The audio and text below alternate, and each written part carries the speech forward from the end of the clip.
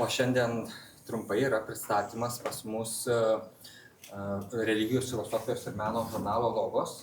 Ir mums jį pristatys gerbiama redaktorė Dalia Marija Stančienė, o trumpai pakalbins gerbiamas docentas daktaras Nerijus Čepulis, filosofas. Taip pat žmonės abudu filosofai, tai labai džiugu, kad sutiko gerbiamas Nerijus pakalbinti, nes man teko vesti prieš mėnesį renginį ir supratau, kad žmonės, kurie turi bendrą interesų sritį, bendrauja tarpusėje kur kas įdomiau ir visiems kitiems žiūrėti, tikriausiai tada bus įdomiau. Tai ačiū labai redaktoriai, kas sutiko atvykti. Vyko trumpa nelaimė, bet ačiū Dievui, nepasiklydom, jeigu spėjom važiuoti iki Kauno, viskas gerai. Ir ačiū visiems susirinkusiems ir tada... Labą dieną dar kartą visiems. Malonu jūs čia matyti, malonu jūs, profesorė, matyti. Turbūt pradėti galėtume nuo įprasto dalyko, gal nesakyčiau kiek grubaus. Tarkim, jeigu būtumėm ne filosofai, turbūt jeigu kažkas pristato kažkokį produktą, mes turime kalbėti apie jo pridėtinę vertę, apie paklausą, pasiūlą ir panašiai. Labai nefilosofiškai terminai ir filosofai nemėgsta jų vartoti, bet vis dėlto neišvengiamai reikia paliesti šitą dalyką, tai galbūt kalbėti reikia kur kas plačiau, kur kas giliau, nebūtinai įsivaizduojant, kad tai yra pinigai, nebūtinai įsivaizduojant, kad tai yra kažkokie vos ne fiziniai poreikiai ir panašiai, bet apie kažkokią reikmę neišvengiamai reikia. Tai ta kultūros reikmė, kultūros leidinių reikmė, konkrečiai einant prie žurnalo Logos reikmė, turbūt čia būtų mūsų pagrindinė šis viso šito pokalbio.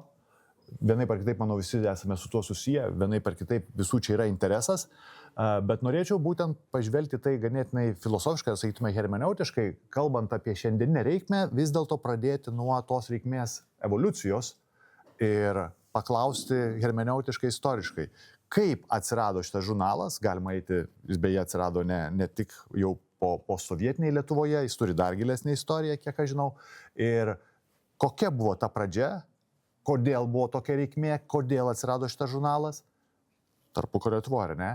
Ir kodėl po Sovietų sąjungai žlugus, vėl atgavus mūsų nepriklausomybę, atsirado reikmė vėlgi atkurti.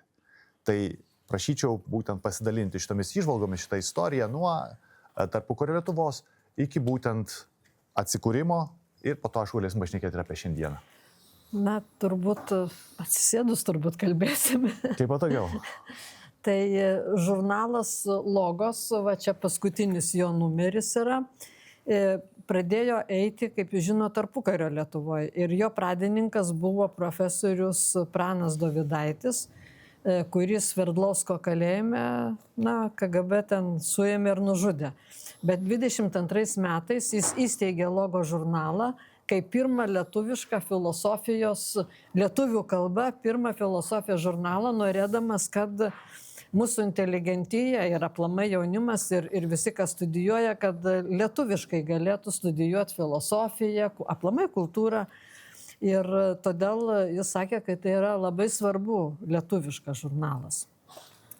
Na, jo tokia pradžia, o pats Pranas Dovydaitis, jūs žinot, jis buvo ir profesorius Vytauto didžiojo universitete, jis buvo ir prisidėjęs prie nepriklausomybės deklaracijos, prie Lietuvos nepriklausomybės teigimo ir Lietuvių katalikų akademijos veikėjas, vienu žodžiu, buvo katalikas ir labai kovojo už įvairius lietuviškus reikalus.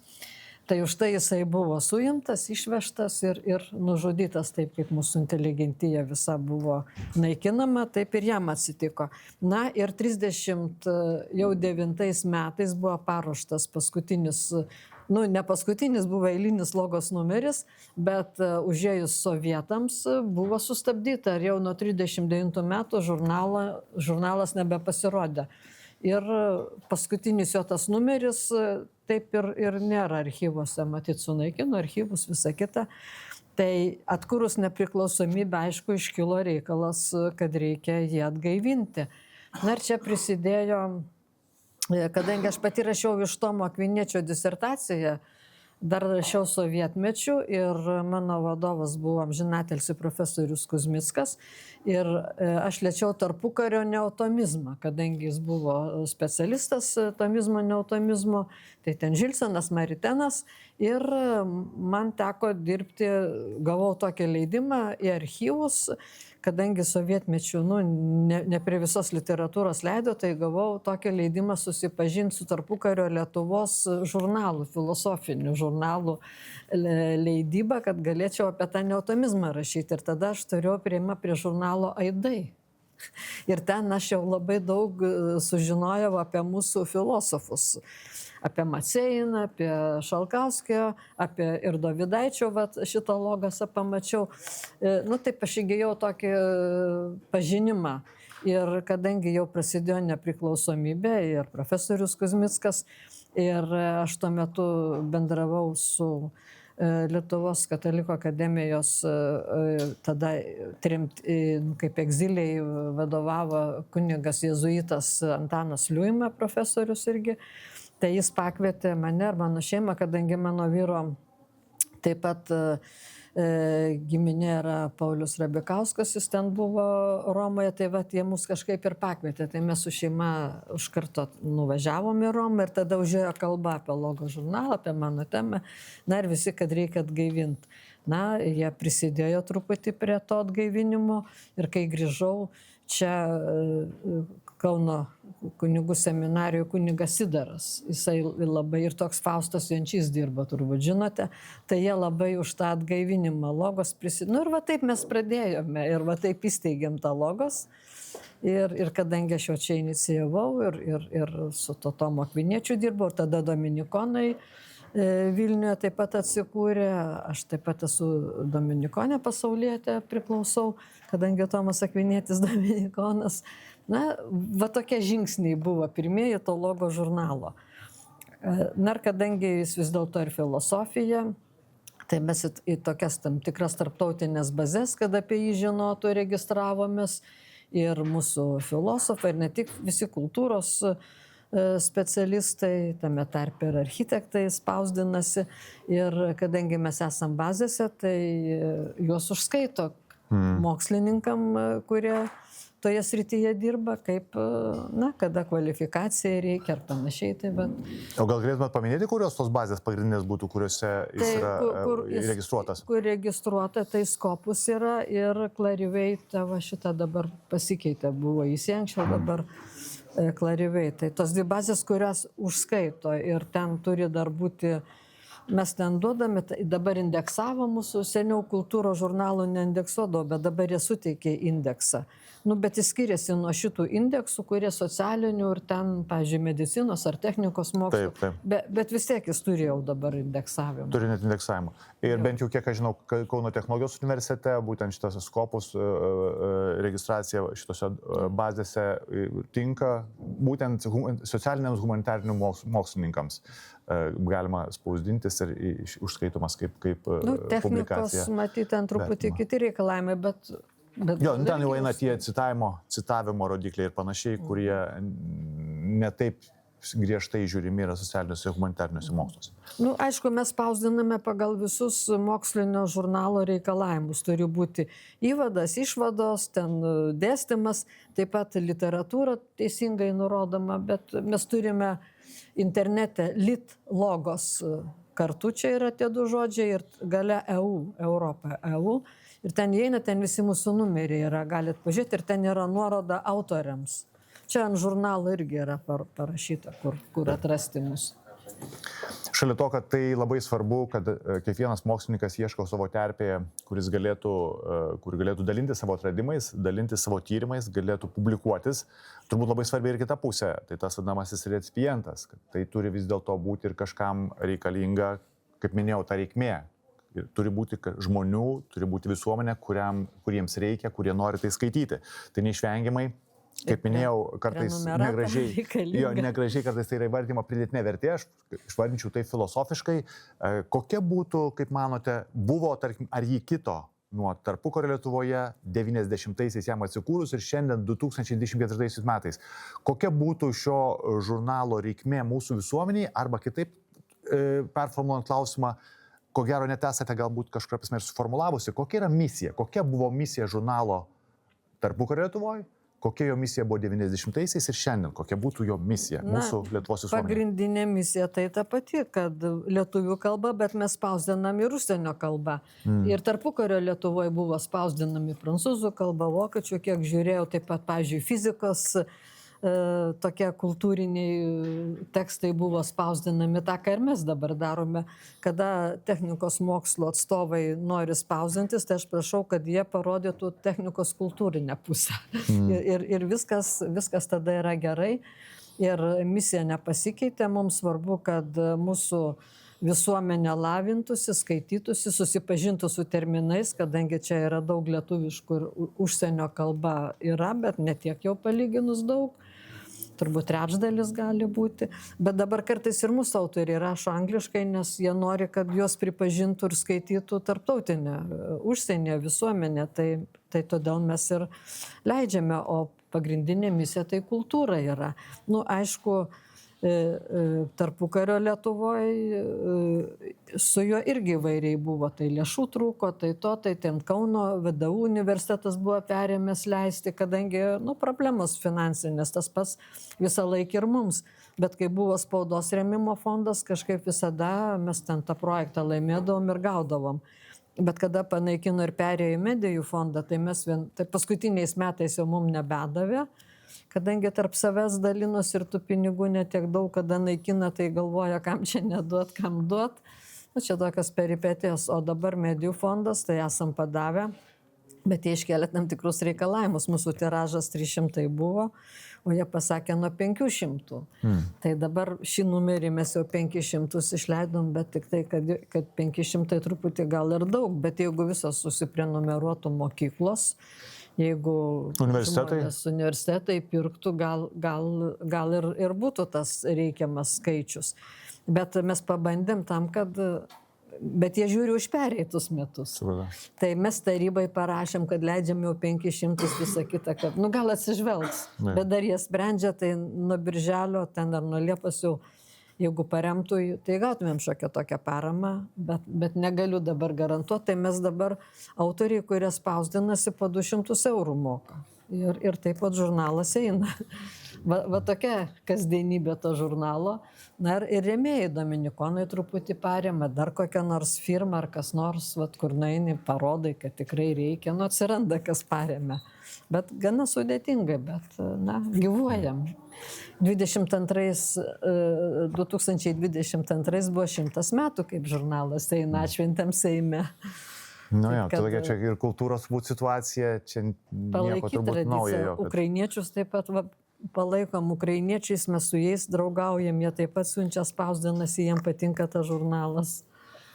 Gal galima šiek tiek šnektelti apie tematikas žurnale dominavusias ir galbūt jų tam tikrą raidą, nes kiek man žinoma, Tarpukario Lietuvoje tai buvo labai stipriai krikščioniškos pakraipos, netgi sakyčiau katalikiškos pakraipos, tas pats Tomas Akvinietis ir panašiai žurnalas. Atsikūrus irgi buvo, tarkim, kalbant apie tą būtent tą, kad užpildyti vadinamoji katalikiškos intelektinės kultūros sklaidą. Bet dabar, tam tikrą galima matyti ir raidą, ar ne? Kokios dominavo anksčiau temos pasakyti ir kokios šiandien labiau dominuoja temos? Pradžioje mes jau taip, kadangi posovietinės sistemos, tai aišku, jau ta katalikybė, kadangi buvo užspausta visą kitą, tai aišku, pirmenybė dominavo ir poreikis didelis buvo. Bet aišku, praėjus jau ten 20-30 metų, tai atsirado jau tokia ekumeninė pusė, kadangi ir popiežius, ir visur, matom, kas pasaulyje vyksta. Tai mes dabar, kai gauname, pavyzdžiui, iš Indonezijos atsiunčia prašymą spausdinti žurnale, kadangi jis yra tose bazėse, mūsų susiranda. Ir jie, aišku, islamą, tai mes žiūrime, kad tai nebūtų kokie nors teroristai ar panašiai, ar ten kas nors ne taip. Ir jeigu jis toks ekumeninis, bendras kultūrinė prasme, tai mes, pavyzdžiui, prieš tai ar dar prieš tai numirė, buvo katalikų mokymo, kaip ta kultūra skleidžiama, pozicija, ar kaip tai yra vykdoma, kaip edukacija.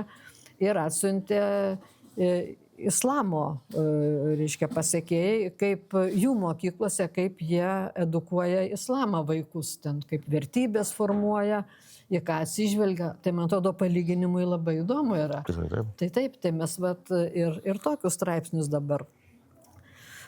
Man teko pačiai, jie pakvietė mane į Kazakstano universitetą, Selmatą, buvau kviestinė profesorė, tai mes ten susipažinom, tai jų kultūra yra labai įdomi.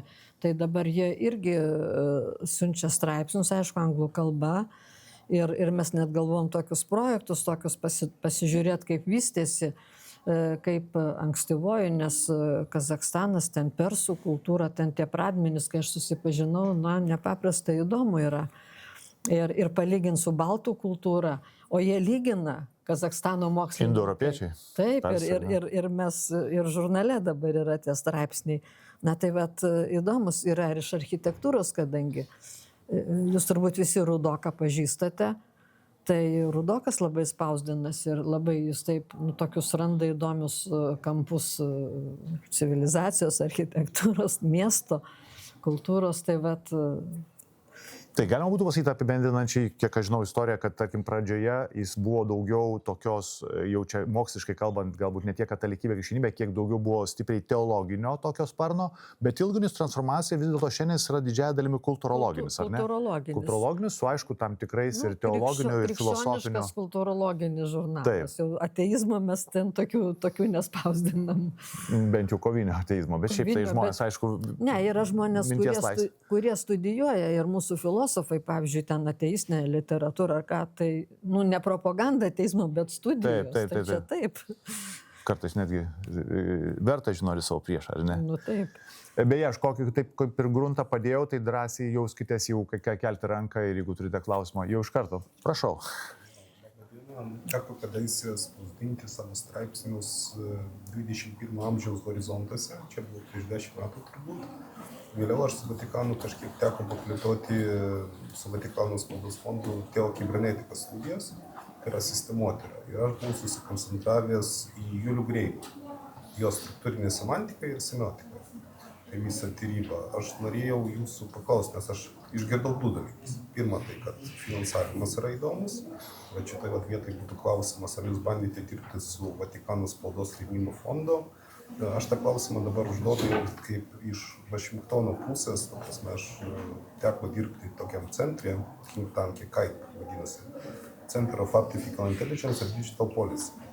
Tai aš ten išėjau su sistemotyra, būtent su lietuviško Greimo struktūrom ir prie jas nagrinėjau dabartinės dirbtinio intelekto teisės aktus. Tai gal jums šitą temą būtų įdomi ir kokia bus jūsų pozicija, jeigu, sakykime, pakraipėlė žurnalo, sakykime, arba paskirti padaryti būtent apie teokibernetiką.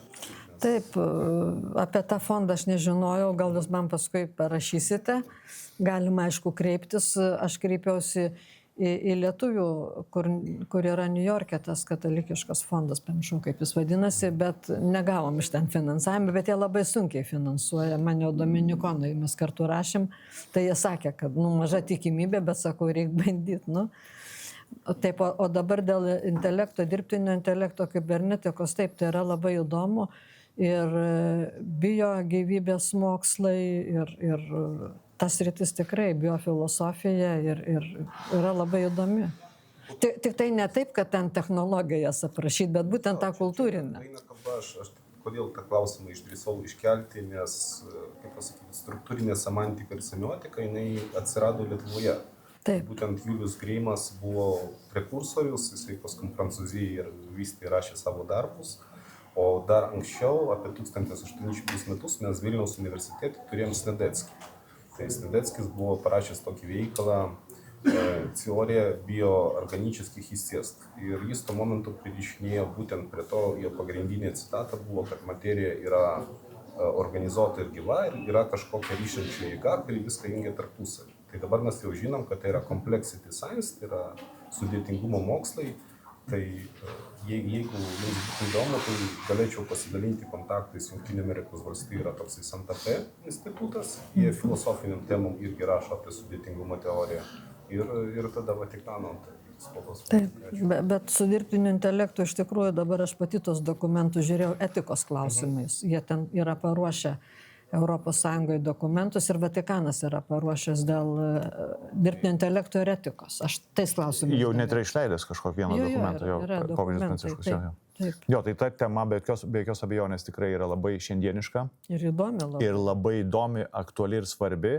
Ir vėlgi galima sakyti, žiūrint į Vatikaną, kad tuo tokiu krikščionišku teologiniu aspektu, bet be jokios abejonės mums turbūt labiau čia šitame universitete svarbu tas kultūros tyrinėjimo aspektu, nes kultūrai visuomeniai, mes turbūt einame į tai. Klausimai, tai būtinai, jo, be abejo.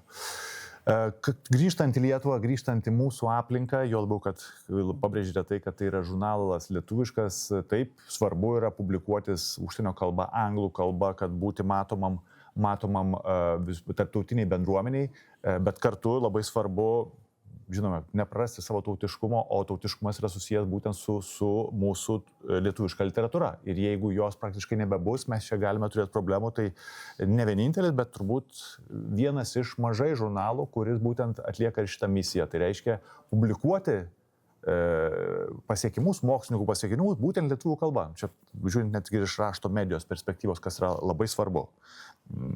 Tegul kažkas galbūt perskaitęs Logosą išvers į anglų kalbą ir pateiks tarptautinę, bet turi būti vis dėlto puoselėjama lietuviškos minties sąvokų, tarkim, naujų sąvokų atsiradimo. Kadangi santraukos yra angliškai, tai tie, kurie susidomi, paskui gali kreiptis. Taip. Ir tame tarpe tarp jaunimo turbūt šita misija irgi labai svarbi, nes, tarkim, aš irgi kiek dabar dirbu ir universitete su studentais ir tenka net tokiam projektą dalyvauti su mokiniais, ta mada, daug angliškų žodžių, mada, kad vos ne pusė sakinio angliškai ir panašiai, rodo, kad gali būti tendencija ir nelabai gera, prarandant per kalbos vartojimą, prarasti ir kartu netgi mentalitetą ir tapatybę. Tai tada klausiu jūsų, kaip žiūrite, kiek stengiatės, kad šitas žurnalas būtų ir patrauklus jaunimui abipusės, tiek jaunimui skaitytojui, tiek jaunimui, vadinkim, jaunaisiais mokslininkais ir panašiai, kiek jie, arba jūs gal turite statistiką kažkokią, kiek publikuojasi šitame žurnale ir ką būtų galima daryti, kad vis daugiau ir daugiau jaunimo patrauktų. Mes turime jaunimo tą rubriką, mes specialiai turime jauniesiam palikę, bet, pavyzdžiui, vakar toks įdomus dalykas, mano anūkas, jis Talat Kelpšos Vilniuje, dabar 11 klasėje kompozitorium nori būti, bet ir matematika labai domisi. Tai vakar jis paėmė tą žurnalą ir žiūri, oi, čia su gitara ir muzika, bet čia angliškai buvo, čia iš Ukrainos. Ir jis pažiūrėjo, paskaitė, oi, kaip įdomu. Jis 10-okas, 11. Tai jaunimas, reiškia, čia, bet kaip keista, čia yra ukrainietis, kuris... Ne ukrainietis, jisai kinietis, bet jis mokosi Ukrainai. Čaikovskio muzikos akademijoje. Ir gitaros samprata šiuolaikinio meno erdvėje, kalba, literatūra, muzika. Ir labai įdomus čia yra su gitara. O kitas straipsnis buvo, kaip ta muzika karo reiškia. Kaip karo metu, tai pažiūrėsiu pavadinimą. Reiškia, čia gitaros samprata buvo, o čia muzika vykstant karui, vertė, estetika ar terapija. Reiškia, tokie, ir sakau, mano tas 10 klasės moksleivis, aš jam parodžiau Logos, jis oi, kaip įdomu, sako, ir užkart pasiėmė žurnalą skaityti. Tai tiek tematikom jo labai svarbu. Tai aš teisingai supratau, kad neturite tos problemos, kad galbūt per mažai jaunimo spausdinasi. Aišku, mes negalime patikrinti, kiek pasiekia jaunimą ir kiek jį skaito. Parodyti šitas temas, jeigu jūsų, visai geras pavyzdys, jeigu jūsų giminaitis susidomėjo. Bet kas liečia besispausdinančius, besipublikuojančius, ar yra poreikis? Rašo, siunčia taip, kadangi daug kas disertacijas daro ten panašiai, tai taip, galbūt iš poreikio.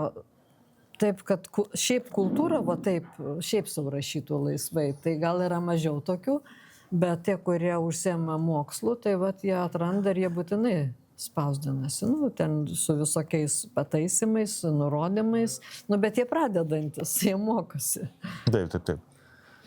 Kadangi esame Kauno technologijos universitete, tai dar jau buvo apie tai užsiminta, bet gal turite irgi kažkokią, nežinau, tokią, neskaičiais, bet statistiką, kiek žurnale tematikų yra kultūra taip, bet dar ta vadinamoji yra kultūros tokia kietoji, technologinė pusė. Kiek daug publikuojasi Iš architektūros publikuojasi. Iš architektūros ir šiaip, kur straipsnių tematika yra būtent kalbanti apie technologijos poveikį, apie tą patį dirbtinį intelektą, kad svarbu jau išgirdau, bet ar daug tokių straipsnių, ar atgarsi? Nėra labai daug, daugiau yra su architektūra kažkaip, tai su kultūra, statyba, ten miesto žmonės. O dirbtinio intelekto galėtų būti daugiau, ar ne? Kultūros tyrinėjimo buvo, bet nelabai poveikio. Daug. Jo, taip. Nu, tai ruošiu dabar kaip tik straipsnių tada. Kažkas dar kažkokį klausimą? Galbūt tai. Prašau, Dariau.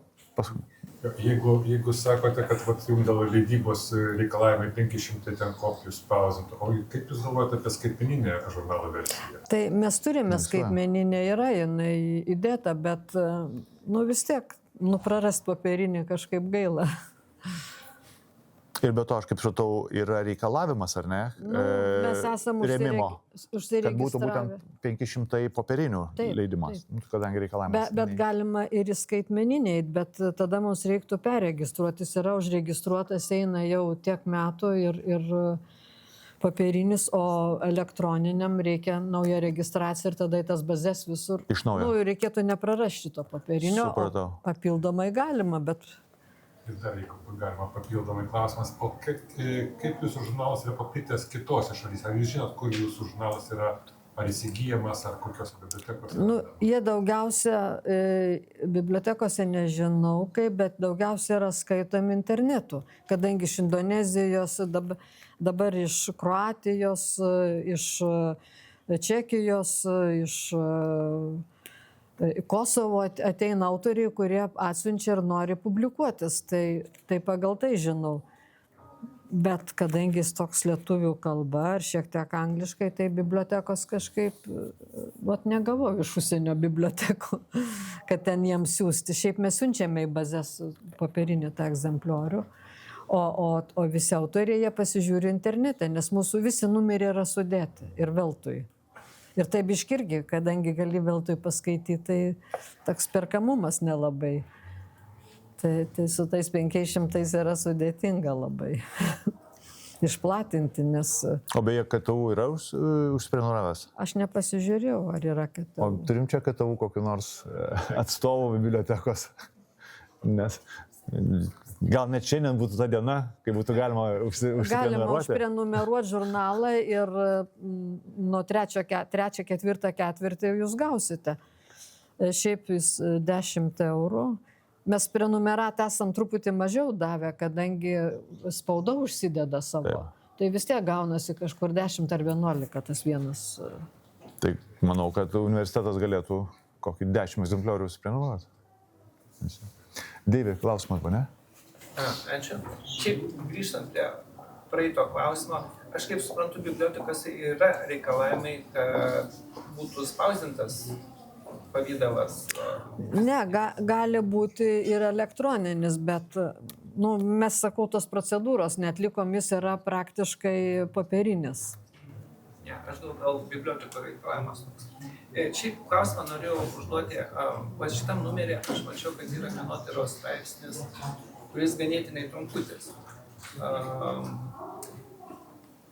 Ten menotyrininkas aprašė vieno menininko, dabar neatsimenu vardo pavardės, bet kūrybą ir veiklą. Ir tada daugiau techninis klausimas būtų. Kokie reikalavimai va tokiems straipsniams, nes man jis pasirodė ganėtinai trumpas ir galvoju, ar jis tikrai atitinka akademinius reikalavimus. Mūsų straipsnė yra 30 000, reiškia pusę lanko. Iki 35 000. Ne, mes pakeitėm. Iki 35 000 kompiuterinių ženklų. Bet daugiau mes nelabai galim, nes autorių sumažės. Mes atsiunčia, pavyzdžiui, 70 000, ne pusę knygos, tai pusę žurnalo užims. Tai 30 000 ir nemažiau 20 000. Nemažiau. Šiaip jau ką, būtent toje elektroniniai versijoje galima į ją įeiti, susirinkus tiesiog Google logos ir ten rasit rubriką, kur yra reikalavimai straipsniui, autoriams. Tai ten viską galima paskaityti, nuo citavimo ir panašiai viskas ten labai gražiai surašyta. Jo, man tik pasirodė, nes kadangi jūsų žurnalas garsus to, kad būtent to, kad tai yra akademiniai straipsniai, ir aš taip pagalvoju, ar tas straipsnis tikrai jau skaitosi akademinis. Ar jisai šitam paskutiniam Čia numeriui? nėra ne akademinių straipsnių. Atsiverčiau, tai yra nepilni 3 puslapiai. Tai Jūs nežiūrėkit į puslapius, į ženklų žiūrėkit. Ne, nes puslapiai nereiškia nieko, reiškia ženklai. 2000 ženklų yra puslapis. Tai 30 000, kai mes spausdinam, yra pusę lanko, tai jau čia yra akademinis, 200 000 jau yra 10 Bet puslapių. jeigu taip apie tą konkretų straipsnį, tai yra 3, tai vadinasi, preliminariai 6 000, daugiau mažiau. Ne, taip negali būti. Mes tokių mažų nespausdinam. Ten gal yra nuotraukos. Jo, nuotraukos yra daug nuotraukų. Daug nuotraukų yra, taip. Tai jis užima irgi vietą. Bet tik 3 puslapiais, sako, įtartinai maža apimtis puslapiais, ar ne? Kiti po 5 ar ne? Tiesiog smalsu modelį. Taip, taip. Aš pasižiūrėjau. Ne, tiesiog smalsu pasidarė, kaip iš virtuvės tai atrodo. Nes tai paveiksliukų ten yra daug, ten daug puslapių paveiksliukų. Tai gal jie irgi įsiskaito. Tai menotyrinis Ne, paveiksliukai straipsnis. nesiskaito. Ne, paveiksliukai jo, bet ten yra skaičius, tai menotyrininkas, nu jis pats, man nesvarbu, pavyzdžiui, ar jam užskaito ar ne. Redaktoriams tai nėra, bet pats autorius turi žinot, kiek jam kad užskaitytų. Nu jo, paskui gali jo institucija patikrinti tai ir jeigu tai bus netenkins. Netenkins, tai jo neužskaitys, bet straipsnis įdomus, paveiksliukai aprašyta visą menotyrą, tai mes tai spausdinam. Bet reikalavimas, aš dabar nepatikrinau, vis tiek mes prašom 20 000 mažiausiai ženklų. Ačiū labai. Mes čia, ne veltui čia KTU, mes ėjome tokius gana techninius aptarimus, net jau ir vos ne žodžiai, ir netgi raidės, ir raidžių dydis galbūt. Norėčiau kreiptelti, jau persvertus į antrą pusę, net ir mūsų pokalbį, šiek tiek į tokią filosofinę, galbūt kultūrologiją, kultūro prognostinę pusę. Ir iškelti klausimą, kokia būtų jūsų nuomonė apie raštą. Turbūt nepasakysiu nieko naujo ir pasakysiu banalybę, šnekam apie tai, kad rašto medijos svarba mūsų kultūroje mąžta, nes YouTube'as, nes paveiksliukai, nes jaunoji karta, nes informacija perduodama judančiais ir nejudančiais vaizdais. Kartu kalbama apie tai, kad žmonių per tai mes matuojame, kad ir poreikis skaityti mąžta. Tai kaip Jūs manote, kokios būtų to priežastis galbūt iš pradžių, nes jeigu ta tendencija toliau bus ir gali prieiti iki kritinio taško, kad apstai žurnalų nebereikės, ne tik popierinių, bet net ir elektroninių. Bet pirmiausia, kaip filosofai, kiek mes čia, aišku, galime šitoje aplinkoje bandyti atsakyti į šitą klausimą, kaip pabandytume atsakyti, kodėl taip atsitinka, kodėl tas poreikis skaityti, dar daugiau poreikis rašyti, jis mažėja ir kartu netgi gebėjimai mažėja. Kaip psichologai tyrinėja tą reiškinį, tai kai vaikas jau ten nuo 2 metų jau spaudo telefoną ir viską žino. Pultelį, bet ne raidės, o šiaip Jo, ženklus. paspaudžia kažką ir jis mato vaizdus, jį patenkina jį tą, ką jis mato. Tai nuo to ir mažėja ta visa gebėjimai. O dabar, kur ateina moksleiviai, kurie baigia ir stoja universitetus, tai ir jūs pastebėjot, užduodi parašyti esė ar ką nors, tai yra baisu, kokia jų kalba yra. Nežinau, tai čia iš tikrųjų didelė problema su lietuvių kalba. Bet ir tie vaikai... Ne tik lietuvių, ir anglų, ir kinų. Tos pačios tendencijos pasaulyje. Anglų kažkaip jie labiau, nes anglų kalba ten tie visi terminai, jie ten eina YouTube'us ir jiems ten kažkaip. Bet kalba, rašyba nežinau kaip. Bet jau mokykloje, jau vaikai, jiem labai sunkiai lietuvių kalba sekasi. Kai aš mokiausi ir kai jūs mokėtės, kažkaip kitaip buvo. Ten mes ir tos... Buvo pas mane klasė irgi. Ne, buvo nelabai raštingų. Kurie nelabai, bet ten mes ir kablelius, ir nosinės, ir to žodžius. Reikėjo išmokti, aš jau 4 klasėje ten žąsis, ar ten ąžuolas, ar ką tas, reikėjo iš 7 ar kiek ten tų žodžių žinot su nosinėm atmintinai. Dabar paklauskit vaikus, nežino. Mano vakar, beje, čia nesigiriant, mano vakar sūnėnas, jam yra 10 metų, mama pagaliau leido įsiregistruoti ne į Facebook'o Messengerį, kad būtų galima surašinėti. Jis sukūrė grupę, tai aš, jo dėdė. 10 metų. Aš, dėdė, mama, ten visi tie giminaičiai, kadangi mes turime šeimos čatą, jis įvardino šeimos čatas 2, labai gražiai apipavidalino ir pradėjom kalbėtis. kableliai, nosinės. Aš net negalvojau, kad jis taip gerai rašo. Aš netikrinau jo mokykloje darbų. Jisai čiatą, nežinau, na, aišku, sesės reikės klausti, gal kažkokius yra iškėlus jiem reikalavimus, kad jisai galės turėti šitą pokalbių programėlį. Jisai 10 metų viskas, tarp kableliai netgi 2 taškai sudėti, tarkim, apie laiką kalbant ir panašiai. O tai labai gerai. 10 metų vaikas, tai čia. Tai gal nėra tai prarasta, visiškai aišku, tas procentas galbūt dabar yra mažesnis, patikėkit, mano klasėje buvo tikrai neraštingų žmonių, anais sovietiniais laikais būtent. Bet kuriuo tendencija vyksta, mačiau, Deivis kėlė ranką, turi nuomonę šito klausimo? Jo, aš tik noriu pakomentuoti jūsų profesoriau Čepulį nuogastavimą, kad rašto medija mąžta. Aš tyrinėjant video žaidimus galiu pastebėti, kad tie video žaidimai, kur reikia labai daug skaityti, jie visgi yra labai populiarūs. Tai aš manau, kad galbūt ne pati pas raštas darosi mažiau populiarus, o galbūt tiesiog žmonės ieško naujos formos. Tai tiesiog gal ir verta apie tai pagalvoti, nes, pavyzdžiui, jeigu video žaidime daug skaityti, jie netingi skaityti 1000 valandų. Nu, aš matau pagal komentatorių, kiek jie pražaidė laiko. O jeigu atsisėsti ir kokią knygą perskaityti, jie gali ir taip. Tai čia gali būti tiesiog pateikimo forma. O kokia būtų ta nauja forma? Galbūt tai netgi būtų šansas žurnalams galvoti, kaip daryti juos, tarkim, patrauklesnius? Iš principo, čia iš tiesų labai įdomi idėja, nes vėlgi kitą mačiau, tarkim, žaidimą, kuris supažindina su filosofais ir koncepcijom. Ir irgi labai populiarus žaidimas. Tai mes apie tai galėsim gal privačiai pakalbėti, iš principo. Gal aš tos pavyzdžius parodyčiau ir galima gal net būtų pagalvoti, ką daryti. Galima straipsnį tokį. Aš dabar noriu tą pasakyti, bet dar būčiau sakęs šiek tiek ironiškai, nes irgi nemažai per paskaitas, per seminarus studentais šitą dalyką diskutuojam.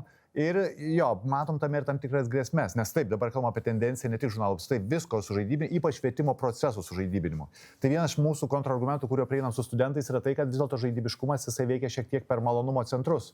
O su malonumo centrais yra problemėlė pas žinduolius ir pas žmonės. Kai tu juos pradedi stipriai tenkinti, jie nebejaučia malonumo, tu turi stiprinti.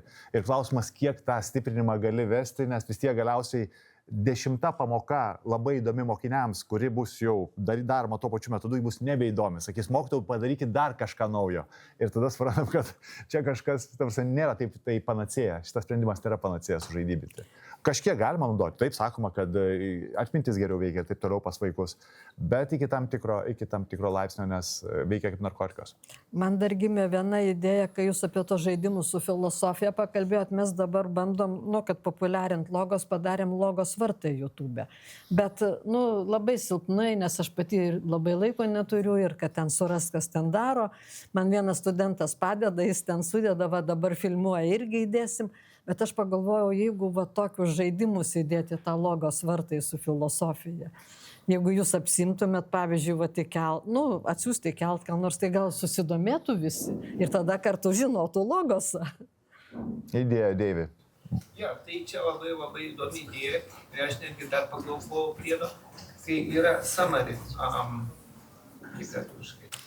santrauka. Apibendrinimas. Abstraktas santrauka. Apibendrinimas. Tai, pavyzdžiui, ją galėtų netgi patys autoriai interviu pavidalu pristatyti. Tai aš prašiau, bet labai sunkiai irgi. Čia su Mada iš VGTU, tai tokia Kristina pristatė, Valatka Vytis turbūt pažįstat, jis labai daug kalbėjo, pristatė. Reikia tokį įdomų daryti, tai reikia surasti, kai iš tikrųjų žiūrėtų. Nes kai daug kalba irgi, Profesoriau Čepulį, jeigu trumpai, tai čia galima netgi doktorantūros tema, būtent apie medijų, rašto medijų tyrimus, taumo ieškojimo šiuolaikiniam kontekste. Tai tikrai disertacijos yra rašomos ir patikėkit, logose straipsnių apie tai tikrai yra ir tikrai dar bus, tai viskas gerai. Šitoje vietoje tikrai medijų ir kultūros teoretikai dirba labai stipriai šiais laikais. Mūsų laikas kaip ir į pabaigą ir galbūt vis dėlto dar kažkas norėtumėte užduoti klausimą. O aš čia kažkiek tai žurnalų paliksiu, galit dovanų. Būtinai reikia paduoti KTU bibliotekai apačioj ir pasakyti, kad jeigu jums patiks, prenumeruokit. O čia gal ir jums tas įdomu, čia yra Taip, iki 2007 katalogas. Gerai, labai įdomu. Čia jo. Žadam toliau daryti. Savęs paieškosiu gerai. Tai Tada kvailą klausimą, nes aš žinau atsakymą. Bet jūsų puslapyje nėra to atsakymo, tai teko ieškoti, kokia yra pavadinimo kilmė, reikšmė ir kodėl jis yra nelietuviška. Apie logos. Nu, žodis, pradžioj buvo žodis. bejo, tokią kilmę įsivaizdavot? O kokią? Sakėt atsakymą, žinot. Nu, logos protas yra. Ne, bet įdomu tai, kad būtent mes čia turime dvi, kaip sakytume, ir tradicijas, nes turbūt filosofai, pirmoji asociacija būtų, kad tai yra senovės graikų filosofija, Platonas ir panašiai, ir vartojama šitą sąvoką, kur reiškia ir kalbą, ir mąstymą, ir prasme.